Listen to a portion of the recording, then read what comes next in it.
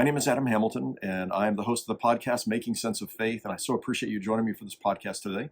I'm also the senior pastor of the United Methodist Church of the Resurrection in the Kansas City area, and usually I come to you from the studio, but instead today I'm coming to you from my study and via my cell phone. I'm just recording this very quickly and easily. I wanted to be able to mark this occasion. Today was this morning was the National Prayer Service, which is held every 4 years after a president is inaugurated. This tradition was started by George Washington, and it was a way of saying on his first full day in office to say, we're going to start by praying, and we're going to remember that we answer to someone with a higher authority than we have, and to be able to listen for God's guidance and direction as they began, again, their term in office. And so every 4 years, on the first full day in office, the day after the inauguration, there has been this National Prayer Service. It's held, at least for the last 50 years, I think, it's been held in the National Cathedral in Washington, D.C. My friend, the Episcopal Bishop Mary Ann Buddy of the Washington, D.C. Diocese, was the preacher today. The service is interfaith, and so there's various faith traditions that come together. There are hymns, there is an orchestra and a choir and beautiful music. There are about 500 people who attend, including the president and first lady, the vice president, and the vice president's spouse. There are the members of the cabinet who have been named, and there are members of Congress who are there, and the Supreme Court justices, and hundreds of other people. And then it's nationally televised on C-SPAN and several other places. And again, today, my friend Bishop Buddy was the preacher for the day. The preacher in the past has been chosen by the administration. The last time Trump was elected president, he didn't want to have a preacher, and so there was just music and prayer. And this time the National Cathedral said, we think there needs to be a sermon, and so they asked their bishop to be the preacher for this special service. And I had the privilege of preaching at the National Cathedral for the National Prayer Service in 2013. The Obama administration, President Obama had asked if I would be willing to preach that year, and it was a great honor and privilege. And I can tell you there's a lot of anxiety in that. I've been praying for Bishop Buddy the last couple of days, and we've been talking back and forth as she was preparing for her message. And I remember in 2013, I rewrote the sermon probably 15 times. I went to the inauguration, which that year it was also on Martin Luther King Day. And so I went to the inauguration, went to the inaugural ball that night with LaVon, and then that night we got to the hotel at 11. And I spent from 11 to 3 in the morning rewriting the sermon one last time. And there's just a lot of pressure. You feel like, who else has a chance to speak to the President of the United States and members of the Cabinet, the Vice President, and Supreme Court, and members of Congress, and to speak 15 minutes uninterrupted, really answering this question, is there a word from God for us today? And so you really want to get it right, and you care deeply about it, and I know she felt that same thing, the same pressure as she was preparing today. It was a great joy and honor to be asked to preach in 2013. Here at Resurrection, our congregation, many of them gathered in the sanctuary to watch as it was broadcast live from C-SPAN. And in the program notes, if you're interested, in the podcast notes, you can actually find the link to my sermon in 2013 if you'd like to watch it and just get a sense of what that was like. But it was a great honor. Anyhow, as you're preparing to preach that, so what I've done is I began thinking, what if I was preaching President Trump's National Prayer Service this year? What would I want to say to him? And as I was thinking about that, I thought, it's important for you to know when you're preaching this message, you're a pastor. In that moment, you are preaching pastorally to the new administration. And you're also a prophet. You're also seeking to ask, is there a word from God for these powerful leaders today? And we often speak of, speaking truth to power. Now, when you're going to do that, when you're going to preach prophetically, you're going to preach to the powers that be. Part of what you've got to do as a pastor, you've got to figure out, how can I look at these people as people who need, a shepherd? They need a pastor shepherding them. How do I speak in a way that they can hear it? And then how do I honestly speak, a challenging word in this situation? And what I've found, and I teach this to pastors all across America, when you're preaching prophetically, you have to ask the question, is my desire merely to irritate my audience, or is it to actually influence them? Irritating people is super easy. It doesn't take any skill. You just get up there and blast away with whatever you think is important to say. But to influence people, to actually move people to reconsider their position or to hear God speaking to them and guiding them, that requires special skills. That requires the ability to connect with your audience, not to alienate them, but to connect with them, and then to help them be able to hear a word from the Lord. And so that's a greater challenge. And how often, in any situation, anywhere in the country, would you find the leaders of America, really the leaders of the free world, gathered, and you have a chance to speak to them for 15 minutes uninterrupted? That's a huge opportunity, and so you don't want to miss it. You don't want to blow it. In any case, I began thinking, what would I say if I'd been invited to preach for this inaugural prayer service? And I put together a brief message, and I thought I'd share it with you today. Now, when I prepared for President Obama's inauguration and his national prayer service, again, I wrote the sermon probably 20 times by the time I was finished, practiced it over and over again. In this case, I spent an hour or two writing down these thoughts and have not rewritten it.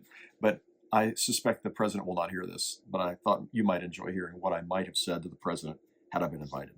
So let's get started.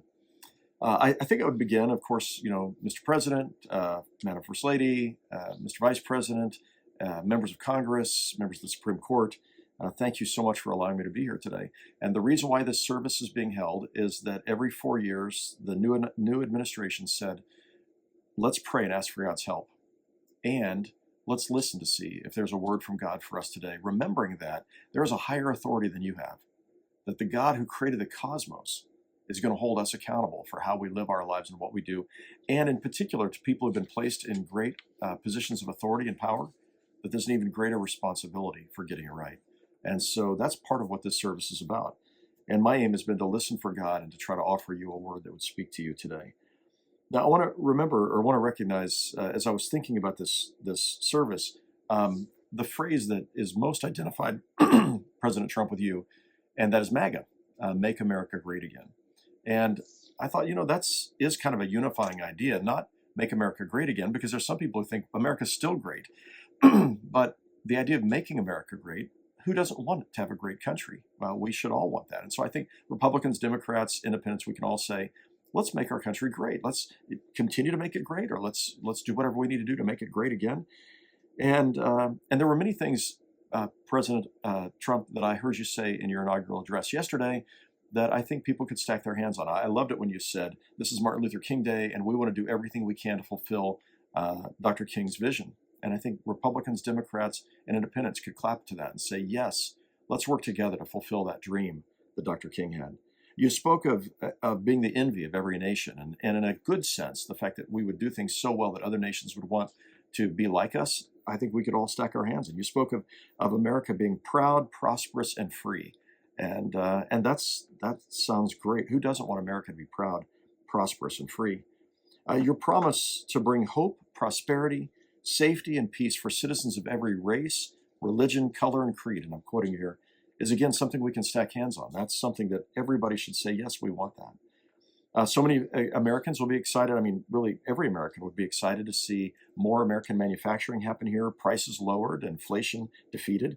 And you also spoke about the idea that the battles, our success would be measured not only by the battles that we win, but by the battles that we end, or the wars that we end. And I thought that was a very powerful quote. And of course, we want to be peacemakers, and that's something we should stack our hands on. I appreciated your promise to keep our children safe, healthy, and disease-free. I have a 10-year-old granddaughter, and I know you have children and grandchildren, and we want our grandchildren to be safe and healthy and disease-free. And you spoke of the greatness of our nation, our pioneering spirit, our technological innovations, our triumphs of the past, and our hopes for the future. And you pledged to fight for every parent who dreams for their child and every child who dreams of their future. That's awesome. And I love your closing words. America will be a free, sovereign, and independent nation. We will stand bravely, we will live proudly, we will dream boldly, and nothing will stand in our way. And I thought all of those were places where we, as Americans, we could stack hands. Now, there were other things you said where we would vehemently disagree as Americans. There are, people who would have vastly different views when it comes to executive orders or immigration or what happens to the people who were involved in January 6th. And there were other things at which points we disagree. Democrats and Republicans disagree. And I pastor a church that's 40% Republican, 40% Democrat, and 20% independent. We mirror the country. And so I know what it's like to have people who are on different sides of an issue. And so we agree on some things, we disagree on other things, but these lofty visions you've lifted up, I think many people would say yes to each of these. But as we think about what makes America great, we have to ask the question, what makes for greatness, period? And here I think there is a word from the Lord for us today. Because when we think about greatness and we look in Scripture, we find Jesus addresses this topic on several occasions. So I want to share those with you. So in Matthew chapter 20, Jesus and his disciples are heading to Jerusalem, and the disciples believe that this is for his inauguration, that he's going there and he's going to be crowned the Messiah, the King, that they're going to finally hail him as the Messiah, and he's going to lead the nation and throw off their enemies and make Israel great again. I think that would be the way they might have thought of what was about to happen. And those 12 disciples, they were all interested in what this meant for them. So they had ambitions. They were interested in what position they might hold in the new administration, just as people have been, volleying for positions in your administration. And James and John, the two fishermen, they desperately wanted to be in the lead in that new administration. One might be, in today's terms, a vice president. One might be the Secretary of State. And so they sent their mother to Jesus, if you can imagine that. They sent their mother to Jesus to plead with Jesus on their behalf. And so in Matthew chapter 20, James and John's mother comes and kneels before Jesus and says, "Have you considered my sons? They're such good," I don't know what exactly she said, but in essence it was, "Have you considered James and John for key positions in your administration?" And he said, "You don't really know what you're asking for," because she didn't understand, nor did they understand, that he'd go to Jerusalem to be crucified. But in the end, the other disciples get wind of the fact that James and John sent their mother to ask Jesus to let them have a key position in the administration, and they were really ticked off about it. And then Jesus turns to them and says this. He says to them, "You know that the rulers of the Gentiles, the non-Jews, lord it over them, and their great ones are tyrants over them. But it will not be so among you." So that's how the world defines greatness. That it will not be so among you, he says. "But whoever wishes to be great among you must be your servant." Whoever wishes to be great among you must be your servant. In Luke, a similar conversation happens a week later. It's the night before Jesus is arrested. It's the night Jesus is arrested, the night before he's crucified, and he and the disciples are having the Last Supper. And here once more, they're debating with one another quietly so that they don't think Jesus can hear, but he understands what they're doing. They're debating which one of us is the greatest. So again, there's this idea of greatness is there. And which one is the greatest? Who gets to sit on Jesus' right and his left to be the key leaders in his administration? And Jesus then, knowing what they were thinking and talking about, says this, "The greatest among you must become like the youngest, and the leader like the one who serves." Greatness is again defined by servanthood. And then you get to the Last Supper itself in John's Gospel. And in John's Gospel, Jesus teaches it this way. He gets up from the table and he goes to fetch the basin of water, the pitcher of water, and the towel. And he goes to wash each of his disciples' feet. This was the role of a servant. And there was no servant who'd wash their feet. Jesus goes to wash their feet. They bristle at this. They don't want Jesus to wash their feet. He's their savior. They don't use the phrase savior yet, but he's their teacher and their Lord. And Jesus says, "If you don't let me do this, you have no part in me." And then when he's finished, he says, "Listen, you call me your teacher and Lord, and that is what I am. But I've set an example for you, and this is what I'm expecting of you." And so we recognize that leadership and greatness has to do with service. And then Jesus defines service by using one word, and that is love. So the Greek word for love in the New Testament is agape, as you may know. It means selfless giving for the other person. It means seeking the best of the other. It means serving the other person. And Jesus says, this becomes his central ethic. This is my commandment. This is the one commandment I have for you, he says, that you love one another. Love one another just like I have loved you. You must love one another. And so we're called to serve one another, to bless one another, to care for one another, to be concerned about one another's needs, to bear one another's burdens. All of this is part of what we're meant to do if we're going to be great. This is what greatness is defined by. So Jesus defines on multiple occasions what that looks like. First of all, when it comes to love, it's not Jesus but Paul who's known for giving a greater definition of love in 1 Corinthians 13. I don't want you to listen to his words as Paul defines, and you've heard them before, as Paul defines what love is, what this greatness looks like. Love is patient. Love is kind. It does not envy. It does not boast. It is not arrogant or proud or rude. It does not dishonor others. It is not self-seeking. It is not easily angered. It keeps no record of wrongs. Love does not delight in evil, but rejoices in the truth. It always protects, always trusts, always hopes, always perseveres. That's what greatness looks like, according to the Apostle Paul. That Jesus defines what serving and love looks like on multiple occasions. I'll just mention two of them. He tells the disciples, actually, there's this moment where a man comes and says, what is the greatest commandment, Jesus? What does God really want from us? And he says, love God with all your heart, soul, mind, and strength. Love your neighbors, you love yourself. And the man asks this question, but who is my neighbor? In essence, he's asking, who don't I have to love? And Jesus says, well, let me tell you a story. And you'll remember he tells the parable of the Good Samaritan. It's interesting, the parable of the Good Samaritan was yesterday was Martin Luther King Day. It was the text for the last sermon Dr. King would preach in Memphis, Tennessee, standing up for sanitation workers, trash collectors, and the lowest of the low in society in that community. And he was standing up for them. And he preached from this parable. And so in the parable, you remember, there is a certain man who's going from Jerusalem to Jericho, about 16 miles, and he's walking along the ancient Roman road, and there is a place where he's accosted. He's accosted by bandits. They beat him up. They take everything he has. They strip him naked, and they leave him for dead on the side of the road. And then not long after that, a religious leader comes along. And that religious leader sees the man on the side of the road lying there, looking like perhaps he's dead. Certainly he's been beaten. And you'd think the religious leader would stop and help. But instead, he begins to rationalize why it's okay to leave that man on the side of the road. Maybe he's worried there's other thieves out there. Maybe he's worried the man's dead, and if he touches him, he'll be unclean. He's certain that somebody else will come along and help him, and so he goes on by. Then along comes another religious leader, the next religious leader. You're expecting he's going to stop and help, but he doesn't. He makes excuses, and he passes by on the other side of the road. And then finally, as you remember, comes a foreigner, the Good Samaritan. And the Good Samaritan comes along, and he sees the man lying there, left for dead, and he bandages his wounds, places him on his own donkey, and he walks, and he takes him to Jericho, where he pays for his health care and his room and board until he can come back. And Jesus says, which one was the neighbor to this man? And the man who'd asked the question, a lawyer, says, well, of course it was the Samaritan. And Jesus says, go and do likewise. Now, I love how Dr. King in his final sermon said this, that the religious leaders were asking the wrong question. They were asking the question, what's going to happen to me if I stop and help him? But the Samaritan asked the right question. That is, what's going to happen to him if I don't? What's going to happen to him if I don't? This is what greatness looks like.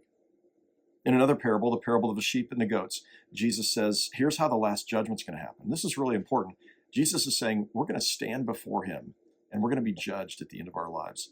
And he says, here's how the last judgment's going to go down. I'm going to gather all the nations before me, and I'm going to separate the good from the bad. I'm going to separate the sheep from the goats.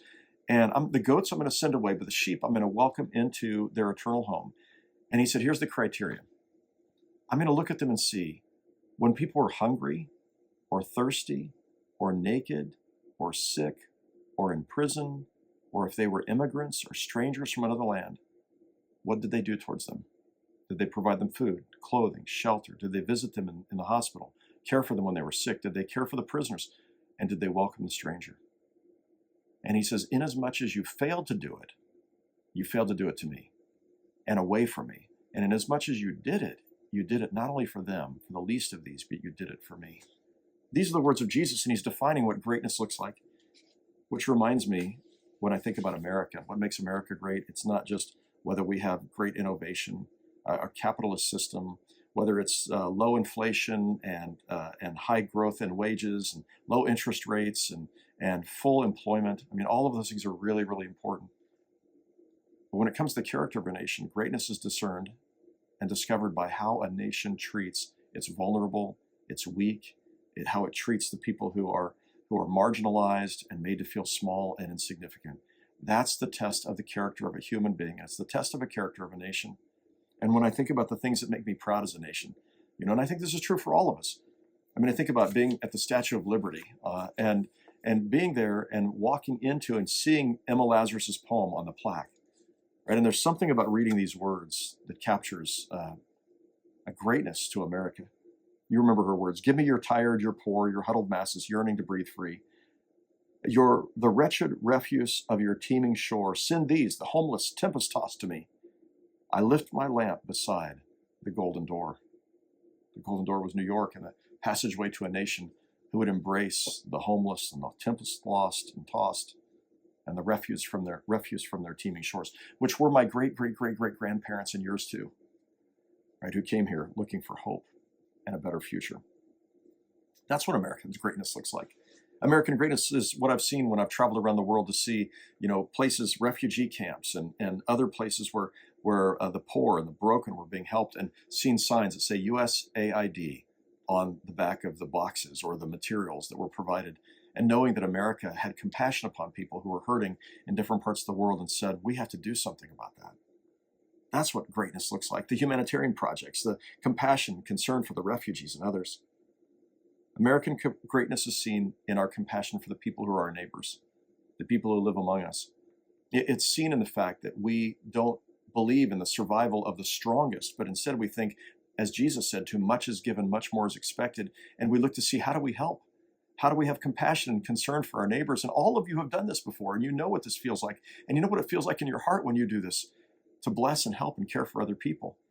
And so I think about the people who are marginalized and have no power in our society, the people who are picked on in school, bullied, and those who struggle to be treated with fairness and don't feel like they have a voice at all, what some people call the losers here. And how a society treats the losers, how a society treats its most vulnerable, is an indication of its moral greatness or lack thereof. It's a sign of character. And in character we find greatness. I think about the immigrants in our midst, and great debate, and President Trump, you harnessed a lot of frustration among people about immigrants. But I look at the immigrants that I know in our community. I think of the man who delivers my mail, who's from Honduras, right? And he's here illegally, but his family couldn't come. Or I think about, the people who roof our houses or clean our homes, or 1,000 other things that immigrants who've come here recently do in our country. I think of the man who cleans my office, and he's here legally, but he has family members he desperately wishes could come. And when I look at him, I'm just grateful. I'm grateful for his willingness to do the work that other people aren't willing to do. But I'm also grateful for his character and who he is, and how grateful he is to have a chance to be here, living among us. I believe each of you know this, but as a follower of Jesus in this church that you're sitting in that belongs to Jesus, in a country where 65% of all people claim to follow Jesus, his definition of greatness is what matters most. And it's the definition by which we'll be judged when we stand before the King, the Savior, the Lord. If in fact America is the wealthiest, the strongest, the most successful nation on the earth, then as Jesus said, too much is given, much more is expected. In 4 years, Mr. President, you're going to retire, and history will judge your legacy. You have the chance to be one of the greats. But your greatness and America's greatness is not going to be determined simply by the unemployment rate and what happens with inflation. Your real greatness will be determined based upon how you cared for the vulnerable and what you did to the least of these. So, if you truly want to be great, Jesus said, you've got to be the servant of all. All right, I think I might say something like that. And you're sitting there thinking, oh, you should have said a lot more, or maybe you should have said less, or, well, the words I shared were words of Jesus, and I don't know how you can argue with them. I mean, I think about here at Resurrection, we've had and now I'm speaking not to the president, I'm speaking to you who are watching. We've had our campaigns every 2 years, our kindness campaigns. The first one was love your neighbor. Pretty simple. Jesus said, this is the commandment that I give you, that you love one another as I have loved you. He says it's the second great commandment, love your neighbor as you love yourself. He says in the Sermon on the Mount, you got to even love your enemy, which is a good word for those of us who might be on opposite sides of a political table. We've got to care for one another, serve one another, love one another. We read in Micah 6:8, our campaign a couple of years ago was the B campaign. Micah says, what does the Lord require of you? But to do justice, that is to treat people with fairness, to do justice and to love kindness and to walk humbly with God. And then finally, of course, this year, we were taking the golden rule. Jesus said the golden rule summarizes the law and the prophets. What is the golden rule? It's in the Sermon on the Mount. Do unto others as you would have them do unto you. And one last thing I want to say is, I think about people in our congregation. So I just came out of a church council meeting, a strategic planning retreat. And, there are people who are on our leadership team who are gay or lesbian. There are people who are in our congregation who I deeply love, who are transgender, who are non-binary. And they are children of God, and they are deeply loved, and we love them, and we want to be a safe place for them. And somebody sent me this morning, one of our gay members sent me this morning, the executive orders that were rescinded yesterday. And, people clapped and cheered about these executive orders being rescinded. These were executive orders from the Biden administration from 2021. Let me just read a couple of them to you. Executive Order 14021, guaranteeing an educational environment free from discrimination based on sex, sexual orientation, or gender identity. That's been rescinded. Executive Order 14004, enabling all qualified Americans to serve their country in uniform, regardless of gender identity. That's been rescinded. Executive Order 13988, preventing and combating discrimination on the basis of gender identity or sexual orientation. That has been rescinded. Executive Order 14075, advancing equality for LGBTQI plus individuals. That's been rescinded. And for people who find themselves in this community, the thought that the rights that they had, the basic fundamental protections that they had have been rescinded is painful. It leads to tears and brokenness. And part of what I want to say is, as a congregation, so here at Church of the Resurrection, we're going to be a safe place for people where you don't have to be afraid. This is a safe place for you. I long for our country to live up to its highest ideals and to be great in every sense of the word. I'm praying for President Trump. I want him to do well. He's going to be our president for the next 4 years. I want him to do well. I want him to live up to the highest aspirations and ideals of our country. And I'm praying to that end. That's all I got for you today. I'd love to invite you to join me back again for our Making Sense of Faith podcast, where we try to make sense of faith in daily life. And again, this is not about whether Republicans or Democrats are bad. I've been both a Republican and Democrat, voted for Republicans and Democrats in this last election. It is about our living up to our highest ideals and the greatness of America. So God bless you. Thanks for joining me today, and have a great day. Thanks for tuning in to Making Sense of Faith with Adam Hamilton. Do you know someone wrestling with life's biggest questions? Share this episode with them, because the more people willing to embrace the hard questions, the better. Do you want to go deeper?